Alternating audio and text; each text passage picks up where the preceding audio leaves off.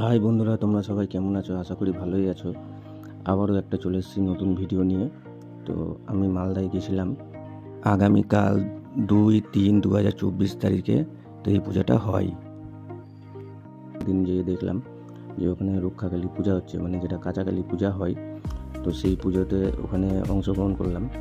তো ওখানকার পুজোটা বেশ ভালোই হয়, বড়সড় হয়। তো মালদাতে যেরকম বড় পুজো হয় একদিন ব্যাপী, তো সেই কালী পূজাটা খুব ভালো লাগলো আমার দেখে।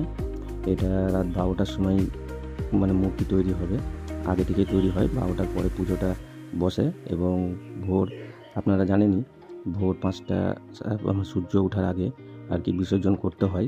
এই প্রসাদ বাড়িতে নিয়ে যাওয়া হয় না, ওটা বাইরেই খেতে হয়। তো ওখানে আমরা গেছিলাম, তো একটু পুজো দিতে গেছিলাম আর কি। তো ওখানে যে দেখলাম বেশ প্যান্ডেলও ভালোই করেছে, ফুলের কাজটা যে ভালোই করেছে। একদিন ব্যাপী পূজাতে ছোটো কালী, তো প্যান্ডেল বেশি বড়সড় নাই, ছোটোই। তো পুজোটা বেশ ভালো লাগলো আমার। আমি ওখানে কিছুক্ষণ সময় কাটালাম। তো আমরা গোটা রাত পর্যন্ত ছিলাম না, তো ওখানে ছিলাম কিছুক্ষণের জন্য, দিয়ে আবার আমরা চলে এসেছিলাম ওখান থেকে। তো যা হোক, ভালোই লাগলো দেখে। আপনারাও দেখতে থাকুন, ভালো থাকুন।